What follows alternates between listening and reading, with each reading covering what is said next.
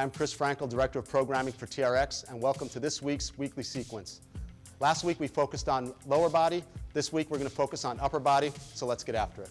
This week's weekly sequence is focusing on the upper body, and we're going to end out with the chest press. Now, I know what you're thinking. You've seen the chest press 100 times. Your clients keep doing the chest press. You need something new to it.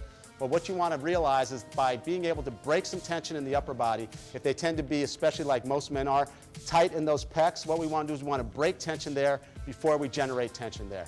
So what we're going to do is we're going to start off with just a chest stretch, but making sure it's a chest stretch and not somewhere between a stretch and a strengthening exercise. So Roy's going to go ahead and fully lengthen it. He's going to put his hands on the handles. He's going to stand facing away from the anchor point. And in order to make sure he gets the most out of this stretch, we want to make sure that core starts turned on. Once again, proximal stability to distal mobility. So we're going to get rid of some of this arch in his low back. I'm going to give him the cue to bring the bottom of that rib cage down in front, closer to his pelvis, so this core stays turned on. And now I want you just to imagine that you're trying to lengthen these muscles in the front of your body, soften these traps. Good, lengthen it through here. And now because we have this single anchor point, you can animate this movement any way you want. So start to rotate your body around, move those shoulders till you find a place that might be a little bit tight. Don't be shy. Get out of here a little bit more and really think about opening up. As it feels comfortable, you can walk your feet forward a little bit more to go into more of a range of motion here without going into a curve in your low back. Keep that core turned on.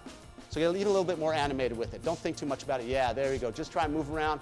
Get that chest to let go a little bit. We always tend to walk around a little bit too hunched over. Chin up. Open up that chest. Nice and easy. Give yourself a couple more in and out. Step back all the way. Bring your hands in front of you.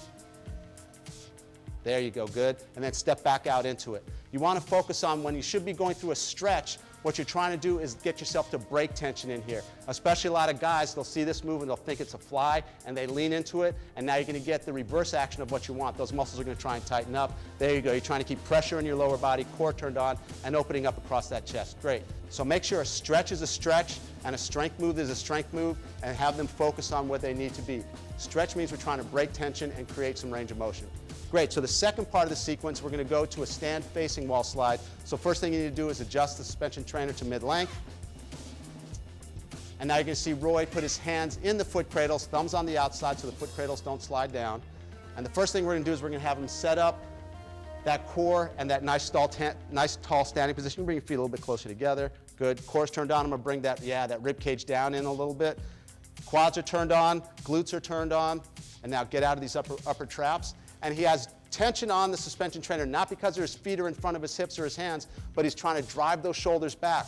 So because we just created, go ahead and extend those elbows all the way, straighten out those elbows, good. Because we start off by breaking some tension in the chest here, we're going to take advantage of a little bit range of motion, a little bit less tension in the front of the chest. Now he's going to bring those elbows down, almost like he's doing a lat pull down, and push it back up. Just go through about 5 or 6 reps of this, keeping pressure on the back of your hands, pushing into that suspension trainer, taking advantage of some of that mobility we just created in the shoulder girdle here in the front with the chest. So elbows are fully extended. We're going to bring that rib cage down a little bit closer to the pelvis so that core is turned on. He's going to try and get out of his upper traps and really stabilize from those mid traps. Rib cage down. Turn on those glutes. Turn on those quads. Good. And now he's just going to do some wall slides. Elbows come down and push back up. It almost feels like you're doing a lat pull down and then a shoulder press with the entire lower body turned on. Here, drop that rib cage down. Keep that chin lifted up. Good. And because we broke a little bit of tension in the chest with that stretch in the beginning, it lets them be able to dig down into those mid traps and keep all those muscles that keep the shoulder blades tight to the body. That's where we want them to be turned on. Bring those elbows down even a little bit more, good. 1 or 2 more reps. Looks like either an overhead press or a lat pull down, but the pressure's coming from the arms reaching back. 1 more rep, up and down, and relax. Where do you feel those, Roy? Right between my shoulder blades. Good, so now we got into a little bit of mid-trap here.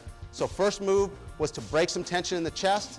Second move was to take advantage of that tension we broke in the chest and get him some good scapular depression and retraction movement down there. Now we're going to take him just into a typical chest press, so go ahead and fully lengthen it. Stand facing away from the anchor point.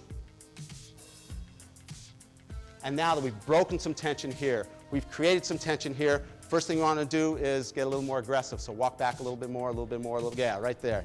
So now, find a good strong plank. Quads turned on, glutes turned on, shoulders down and back. Get that same feeling you had with the wall slides. Bring the bottom of that rib cage down so we got a nice strong plank here. No wrists here. Roll those wrists forward, good. And just knock out 4 or 5 reps of the chest press here, and every time you go down and every time you push up, I want you to feel that same thing you did when you were doing the wall slide. Shoulder blades stay down and back. At the bottom of that chest press, feel that chest stretch we did to start you off. So we're going to try and break tension in the front of his body, create tension in the back of his body for stability, and now turn those chest presses into a moving plank with mobility across the chest, stability in the shoulder girdle, and have him drive from a nice strong position. And relax.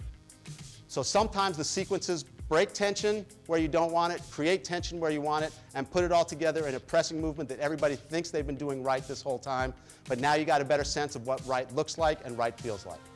Thanks for checking out this week's weekly sequence, and for people that are used to doing a lot of pushing, make sure you integrate that stretching and mobility before you put that push in there and see how their eyes light up to feel that core and chest activate in a new way. See you next week.